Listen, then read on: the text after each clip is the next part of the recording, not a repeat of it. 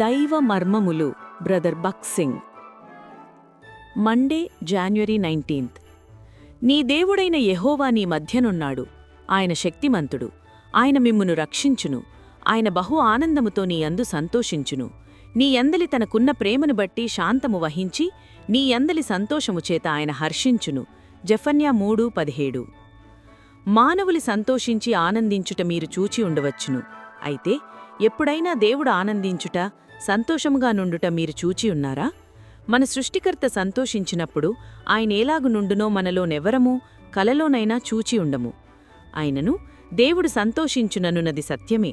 ఆయన బహు ఆనందముతో నీ యందు సంతోషించును. నీ యందలి సంతోషము చేత ఆయన హర్షించును. బహుశా ప్రభువు పాడుట నీవు వినగలిగితే, ప్రభువు జీవముగల ప్రేమగల దేవుడు నీ విషయమై హర్షించినప్పుడు నీవెట్టి అనుభూతిని పొందెదవు. నిన్ను ప్రేమించి రక్షించి తన ప్రేమను నీ హృదయములో కుమ్మరించిన తర్వాత ఆయన నీ విషయమైన సంతోషము చేత హర్షించి పాడుటకు ఆరంభించును. చంటిబిడ్డను కలిగిన తల్లిని గమనించుము. ఆమె ప్రేమతో నిండిపోయి ఆ చిన్న బిడ్డను హత్తుకొనుచు ఎడతెగక ముద్దులిడుచునుండును. ఆమె ముఖము ఆనందముతో వెలిగిపోవుచుండును. ఆ బిడ్డ హృదయములోనికి తన ప్రేమను కుమ్మరించుచు ఆమె పాడుట వినుటకెంతో మధురముగా నుండును. మనము నూతనముగా తిరిగి జన్మించి ఆయన ప్రేమను స్వీకరించుటకు సిద్ధముగా నున్నప్పుడు దేవుడు కూడా మన విషయమై అలాగు పాట పాడును. ఆయన పాట దేవదూతల పాట కంటెను ఎంతో మధురమైనది. దేవుని ఆనందము అట్టిదే. అట్టి ఆనందమే మనలను దైవిక బలముతో నింపును. అలసిన వానిని ఊరాడించు మాటలు.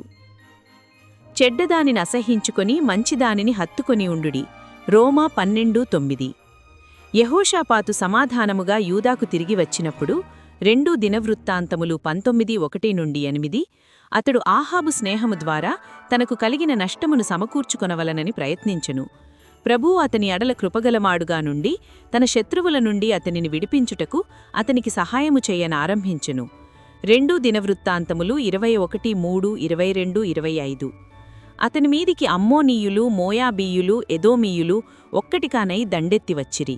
యెహోషాపాతు భయపడెను గనుక యెహోవా యుద్ధ విచారించుటకు తన మనస్సు నిలుపుకొని ఉపవాస దినము ఆచరించవలనని చాటించెను.